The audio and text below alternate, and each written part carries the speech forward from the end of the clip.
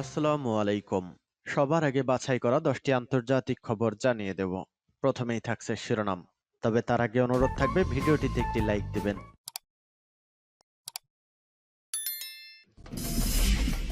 সংবাদের শুরুতেই জানিয়ে দিব সংবাদ শিরোনাম। তাইওয়ানের বিরুদ্ধে যুদ্ধের জন্য প্রস্তুত হচ্ছে চীন। এরপর জানিয়ে দিব রণাঙ্গনে কার্যকারিতা হারাচ্ছে ইউক্রেনীয় ড্রোন। এরপর জানিয়ে দিব নতুন ধরনের ব্যালিস্টিক ক্ষেপণাস্ত্র ছুড়ল উত্তর কোরিয়া, আতঙ্কে জাপান।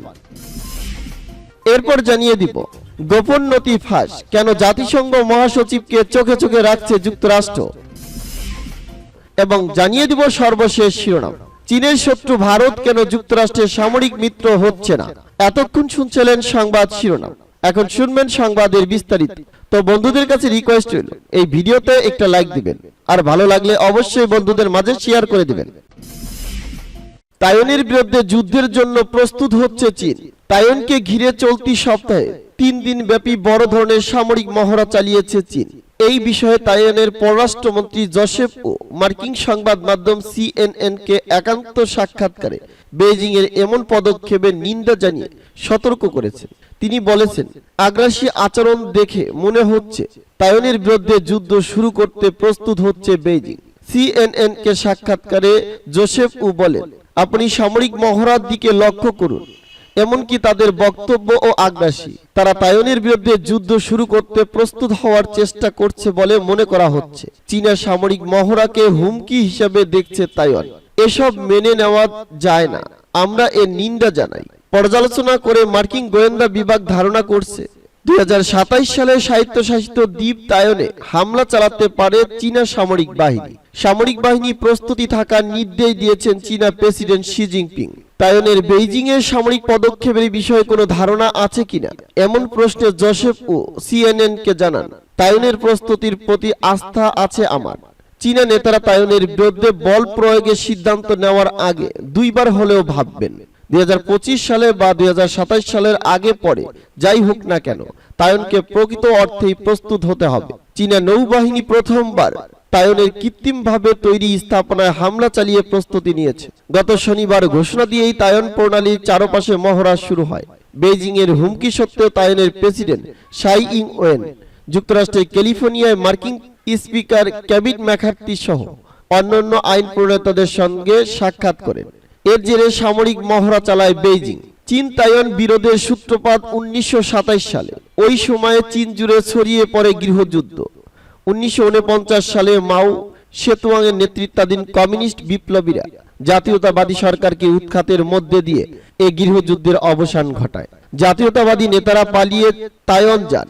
এখানেও তারাই তাইওয়ান নিয়ন্ত্রণ করে। প্রাথমিকভাবে ওই সময় যুদ্ধ বন্ধ হয়ে পড়লেও উভয় দেশেই নিজেদের চীনের দাবিদার হিসেবে উত্থাপন শুরু করে। তাইওয়ান ভিত্তিক সরকার দাবি করে চীন কমিউনিস্ট বিপ্লবীদের দ্বারা অবৈধভাবে দখল হয়েছে, আর বেইজিং ভিত্তিক চীন সরকার তাইওয়ানকে বিচ্ছিন্নতাকামী প্রদেশ হিসেবে বিবেচনা করে। রণাঙ্গনে কার্যকারিতা হারাচ্ছে ইউক্রেনীয় ড্রোন। রাশিয়ার বিরুদ্ধে চলমান যুদ্ধে ইউক্রেন কার্যকরভাবে গোয়েন্দা ও সশস্ত্র ড্রোন ব্যবহার করে এলেও সম্প্রতি কার্যকারিতা হারাতে বসেছে মনুষ্যবিহীন এসব আকাশযান। ইউক্রেনীয় ড্রোন অভিযানকে বাধাগ্রস্ত করতে রাশিয়া জ্যামিং প্রযুক্তি ব্যবহার করতে শুরু করেছে। এছাড়া বাকমুত সহ বিভিন্ন রণক্ষেত্রে ইউক্রেনীয় ড্রোনের উড্ডয়নের রেঞ্জ কমে এসেছে। ব্রিটিশ সংবাদ মাধ্যম দ্য গার্ডিয়ানের এক প্রতিবেদনে এমন ইঙ্গিত উঠে এসেছে। পূর্বাঞ্চলীয় ইউক্রেনের বাকমুত শহরের ফ্রন্ট লাইনে ইউক্রেনীয় সেনাবাহিনীর 3 জন ড্রোন অপারেটর বলেছেন, ইউক্রেনে ব্যবহৃত জনপ্রিয় চীনা DJI মডেলের ড্রোন সফলভাবে মোকাবেলার দ্বার প্রান্তে পৌঁছে গেছে রাশিয়া।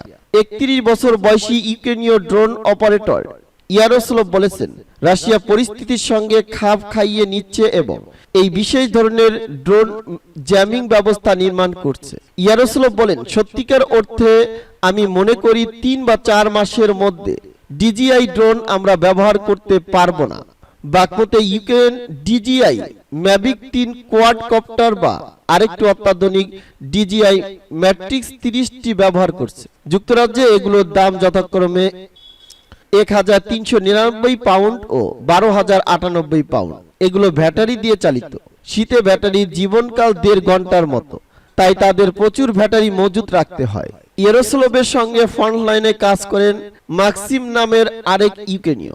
তাদের কাজ হলো গোয়েন্দা তথ্য সংগ্রহ করা, শত্রুদের আক্রমণের উপর নজরদারি চালানো অথবা কামানের মতো গুরুত্বপূর্ণ লক্ষ্যবস্তু খুঁজে বের করা।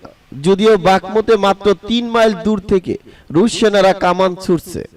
অনেক সময় ড্রোন অপারেটররা গানারদের নিশানা সংশোধন করতে সহযোগিতা করেন। মাঝে মধ্যে তারা সশস্ত্র ড্রোনও পরিচালনা করেন।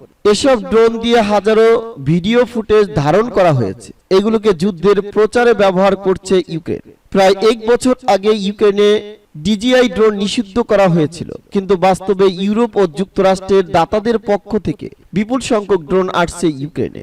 এসব ড্রোন স্থানীয় পর্যায়ের কাছাকাছি এলাকায় শত্রুর শক্তি ও অবস্থান নির্ণয় এবং সহজেই গ্রেনেড বহন করার মতো অবস্থায় নিয়ে যাওয়া যায়। নতুন ধরনের ব্যালিস্টিক ক্ষেপণাস্ত্র ছুড়ল উত্তর কোরিয়া, আতঙ্কে জাপান। উত্তর কোরিয়া নতুন ধরনের ব্যালিস্টিক ক্ষেপণাস্ত্র ছুড়েছে।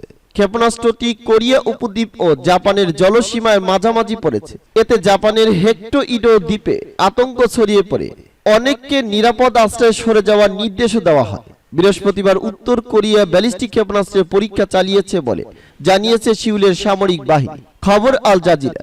দক্ষিণ কোরিয়ার জয়েন্ট চিফ অফ স্টাফ জানিয়েছে, উত্তর কোরিয়ার ক্ষেপণাস্ত্রটি বৃহস্পতিবার সকাল 7:30টার দিকে দেশটির রাজধানী পিয়ংইয়াং এর কাছাকাছি এলাকা থেকে ছোড়া হয়েছে।